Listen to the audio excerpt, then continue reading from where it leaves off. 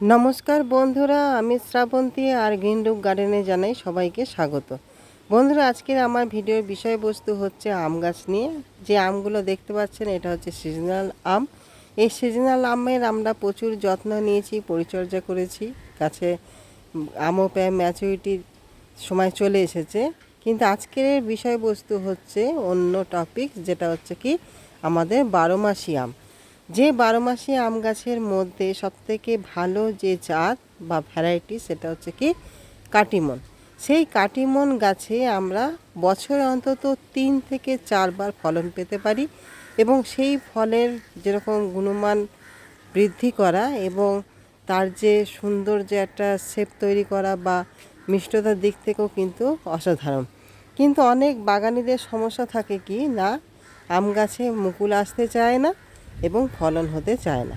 তাহলে আমাদের আম গাছে কেন মুকুল আসে না, বা কেনই বা কীভাবেই আমরা মুকুলটাকে আনতে পারি, বা কোন যত্ন পরিচর্যা নিলে আমাদের 12 মাসি আম গাছে প্রচুর পরিমাণে মুকুল আসবে এবং সারা বছর ফলন পাবো, আজকে সেই নিয়ে বিস্তারিত আলোচনা করব ভিডিওতে। বন্ধুরা, স্কিপ না করে পাশে থাকুন, তাহলে সমস্ত বিষয়টি আপনারা পরিষ্কার হতে পারবেন এবং সেইভাবে যত্ন পরিচর্যা নিলে আপনাদের কাটিমন আম গাছের এই সমস্যা কিন্তু দূর হবে। বন্ধুরা, প্রথম যে পয়েন্টে আসি সেটা হচ্ছে কি না, আমাদের আম গাছ অতিরিক্ত খাবার কিন্তু পছন্দ করে না। কিন্তু আমাদের যেগুলো 12 মাসি গাছ সাধারণত সারাটা বছর কিন্তু ফুল ফল দিয়ে থাকে, সেক্ষেত্রে কিন্তু এই যে জিনিসটি সেটা হচ্ছে কিন্তু ব্যতিক্রম বা আলাদা বলতে পারি। কেন এই গাছে প্রচুর পরিমাণে কিন্তু খাবারের প্রয়োজন হয়। খাবারের ঘাটতি যদি থাকে তাহলে কিন্তু আমাদের আম গাছে মুকুল আসতে চায় না। আর সেই যে খাবার আমরা দেবো, যে সমস্ত উপাদান গাছে প্রয়োগ করব, সেই সমস্ত উপাদানের মধ্যে আমাদের কিছু জিনিস বা কিছু উপাদান আছে যেগুলো কিন্তু অতি অবশ্যই আমাদের বেশি দিতে হবে। সেই উপাদানগুলো যদি কম পড়ে যায় তাহলে কিন্তু আমাদের গাছে মুকুল আসতে চাইবে না। প্রথমে আমাদের জানতে হবে যে আমরা এই আম গাছে কতবার খাবার দেবো এবং কি কি উপাদান এই গাছে আমরা প্রয়োগ করব। বন্ধুরা, আমাদের সাধারণত যেগুলো সিজনাল আম সেগুলোতে আমরা বছরে 2 থেকে 3 বার খাবার দিলেই কিন্তু আমাদের যথেষ্ট। এক হচ্ছে যখন আমাদের আমটা ম্যাচুরিটি লাভ করে নেয়, আম পেড়ে নিলাম, পেড়ে নেওয়ার পরে আমরা একবার খাওয়া দিতে পারি। আবার বর্ষার শুরুতে একবার দিতে পারি, বর্ষার শেষেও কিন্তু আমরা একবার দিতে পারি। কিন্তু আমাদের যেটা 12 মাসি গাছ, সেই 12 মাসি গাছে কিন্তু আমাদের প্রতি 1 থেকে 2 মাস অন্তর অল্প অল্প পরিমাণ কিন্তু খাবার প্রয়োগ করে যেতে হয়। কেন, তার যে ইমিউনিটি পাওয়ার, তার যে শক্তি ক্ষমতা এবং ফুল আনা, ফলটাকে ধারণ করা, ফলটাকে গঠন করা বা ফলটাকে ম্যাচিওর করতে গেলে প্রচুর পরিমাণ তার কিন্তু খাবারের যোগান কিন্তু দিতে হবে, তার শক্তির সঞ্চার কিন্তু করতে হবে। সেই জন্য প্রত্যেক মাসেই কিন্তু আমাদের কম করে হলেও অল্প অল্প পরিমাণে কিন্তু খাবার প্রয়োগ করতে হবে। আর সেই খাবারের মধ্যে থাকবে কিন্তু পটাশিয়ামের মাত্রাটা বেশি। খাবারটা এমনই হবে যে বন্ধুরা, এখানে যে খাবারটা আপনারা দেখতে পাচ্ছেন, এখানে আমি নিয়েছি ভার্মি কম্পোস্ট। এই ভার্মি কম্পোস্টের জায়গায় আপনারা কাউডাং কম্পোস্টও নিতে পারেন। এখানে আমি 1.5 মুঠো কি 2 মুঠো পরিমাণ নিয়েছি এখানে ভার্মি কম্পোস্ট। যেরকম আপনাদের টব সেই হিসাবে কিন্তু আপনারা নেবেন। আমার যেরকম একটা ফলের ক্যারেট, এই ফলের ক্যারেটের জন্য আমি এখানে 2 মুঠো পরিমাণ কিন্তু ভার্মি কম্পোস্ট নিয়েছি। আপনারা আপনাদের টব অনুপাতে এটা নেবেন। তার সঙ্গে আমাদের যেটা আছে হাড় গুঁড়ো, এই হাড় গুঁড়ো আমি নিয়েছি এখানে 2 চামচ পরিমাণ। এই হাড় গুঁড়োতে থাকে প্রচুর পরিমাণ কিন্তু ফসফরাস, যা আমাদের ফুল আনতে কিন্তু সহায়তা করে, পাশাপাশি আমাদের শিকড়ের বৃদ্ধি করে, শিকড়কে সুস্থ রাখে, ভালো রাখে। আর এটা হচ্ছে আমাদের পটাশ, সালফেট অফ পটাশ। এই সালফেট অফ পটাশের জায়গায় আপনারা লাল পটাশও নিতে পারেন। এই পটাশিয়াম গাছকে যেরকম শক্তিশালী করে তুলবে, রোগ প্রতিরোধ ক্ষমতা বৃদ্ধি করবে, আর সব থেকে বড় জিনিস যেটা পটাশ আমাদের কিন্তু প্রচুর পরিমাণে কিন্তু ফুল আনতে সহায়তা করে। গাছে ফুল আনার জন্য আমাদের এই উপাদানটা কিন্তু সব থেকে বেশি জরুরি। এই পটাশিয়ামযুক্ত খাবার কিন্তু আমাদের গাছে অতি অবশ্যই কিন্তু দিতে হবে। আর তার সঙ্গে আছে সেটা হচ্ছে বোরন। এই বোরন দিয়েছি এই কারণেই, যেহেতু আমাদের যে সমস্ত ফুলগুলো আসবে, ফলগুলো ধারণ হবে, সেগুলো যেন টিকে থাকতে পারে এবং সুন্দর শেপ যাতে হতে পারে তার জন্য কিন্তু আমাদের বোরন দেওয়া।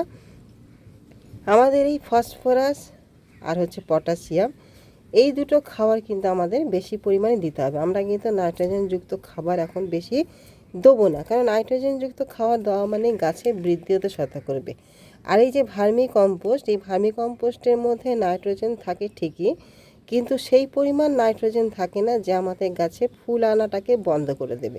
এটা সার্বিক বৃদ্ধিতে কিন্তু সহায়তা করে আমাদের কম্পোস্টগুলো। আপনারা এই জিনিসটাকে প্রত্যেক মাসে কেউ 2 মাস অন্তর আপনারা গাছে কিন্তু প্রয়োগ করবেন।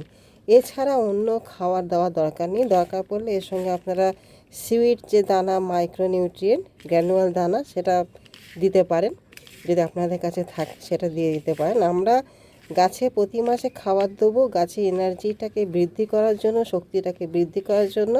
কেননা আমাদের গাছে সবসময় ফুল ফল আসবে, সেটাকে ধরে রাখতে, বৃদ্ধি করতে কিন্তু খাবারটা দরকার। সেই জন্য আমরা অল্প পরিমাণে খাবার দেবো, যে খাবারের মধ্যে ফসফরাস এবং পটাশিয়ামের মাত্রাটা কিন্তু সব সময়ের জন্য বেশি থাকবে, সেরকম খাবার আমরা গাছে কিন্তু প্রয়োগ করব। বন্ধুরা, এখানে দেখতে পাচ্ছেন গাছের মাটিটা। এখানে আপনাদের গাছের মাটিটা সবসময় কিন্তু এরকমভাবে ঝুরো ঝুরো রাখতে হবে। এখানে দেখতে পাচ্ছেন বন্ধুরা, জল কিন্তু সেরকম কিন্তু নেই। আমাদের সবসময় গাছে মাটি রাখতে হবে হালকা ময়েশ্চার ভাব। অতিরিক্ত জল কিন্তু আমরা দেবো না। অতিরিক্ত জল দেওয়া মানেই হচ্ছে গাছের যখন নতুন বৃদ্ধি নেবে তখন কিন্তু ফুল নিয়ে আসবে না, সেক্ষেত্রে আমাদের পাতা নিয়ে আসার সম্ভাবনাটাকে কিন্তু বাড়িয়ে তোলে। সেই জন্য আমরা জলটাকে কিন্তু মেপে মেপে দেবো। এইভাবে বন্ধুরা আপনারা খাবার দিয়ে দেবেন। আমরা যেহেতু প্রতি মাসে খাবার দেবো, সেই জন্য খাবারের পরিমাণটা কিন্তু অল্প। এখানে আমার ক্যারেট, বড় ক্যারেট, আরও দরকার ছিল খাবার দেওয়ার, কিন্তু যেহেতু আমি প্রতি মাসে খাবার দেবো, সেই জন্য আমরা অল্প পরিমাণে কিন্তু খাবার দেবো। এইভাবে আপনারা খাবারটাকে প্রয়োগ করবেন। আর খাবার প্রয়োগ করার পরে অবশ্যই কিন্তু আপনারা গাছের মাটিতে জল দেবেন।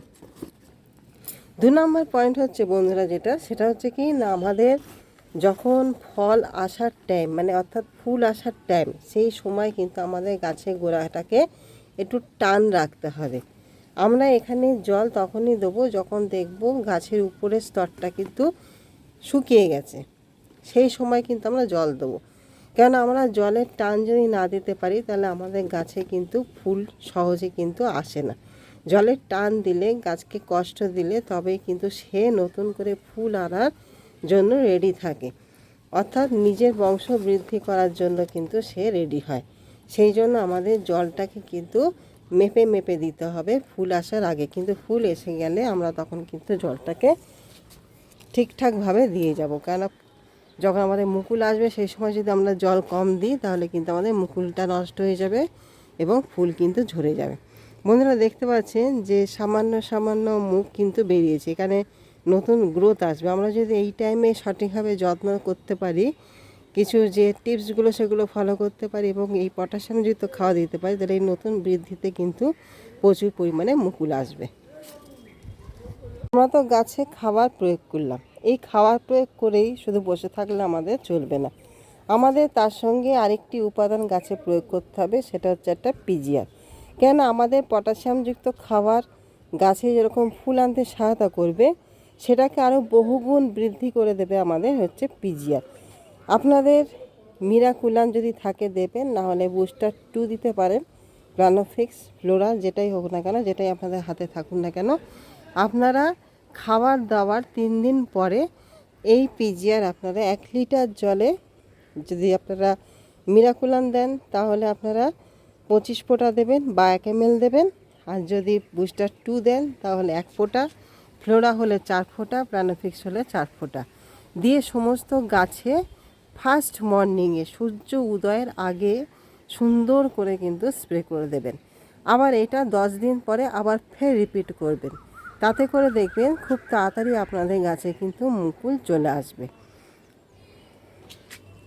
এখানে বন্ধুরা দেখতে পাচ্ছেন যে মুকুল আসার জন্য কিন্তু আমাদের গাছ কিন্তু রেডি হয়ে গেছে। আমাদের নতুন পাতা বেরিয়েছিল, সেই পাতা কিন্তু ম্যাচুরিটি লাভ করেছে। কেন একটা নতুন পাতা যখন বেরোয় সেটা যতক্ষণ না ম্যাচুরিটি হয় ততক্ষণ পর্যন্ত আমার নতুন গ্রোথ কিন্তু আসে না। এখানে এখানে নতুন গ্রোথ কিন্তু আসা শুরু করছে। এই মুখ ফুটে বেরোনোর আগে আমাদের কিন্তু কিছু পরিচর্যা অবশ্যই কিন্তু করতে হবে। বন্ধুরা, আপনারা এইভাবে পরিচর্যা করুন, এইভাবে যত্ন নিন। আর যখন মুকুল চলে আসবে তখন কিন্তু আপনাদের যত্ন পরিচর্যাটা কিন্তু একটু অন্যরকম করতে হবে। তখন কিন্তু আপনাদের গাছের গোড়া কম জল দিলে যেরকম চলবে না। আমাদের যখন নতুন মুকুল দেখা দেবে তখন একটা কীটনাশক ফাঙ্গিসাইড গাছে প্রয়োগ করতে হবে। আর আমাদের যে পিজিআরটা আমরা ব্যবহার করলাম 10 দিনের ব্যবধানে আমরা 3বার কিন্তু পিজিআরটা ব্যবহার করব। আর আমাদের যে 0050 পটাশিয়ামযুক্ত খাবার, এই পটাশিয়ামযুক্ত খাবার কিন্তু আমরা প্রত্যেক সপ্তাহে একদিন করে গাছে কিন্তু স্প্রে করব। পাশাপাশি কলার খোসা ভেজানো জল, পেঁয়াজের খোসা ভেজানো জল আমরা গাছের গোড়ায় কিন্তু দেবো। অর্থাৎ যেটা আমি বলতে চাইলাম সেটা হচ্ছে কি না, পটাশিয়ামযুক্ত খাবার আমরা গাছে বেশি পরিমাণ দেব, গাছে ফুল আনতে আমরা বাধ্য করব।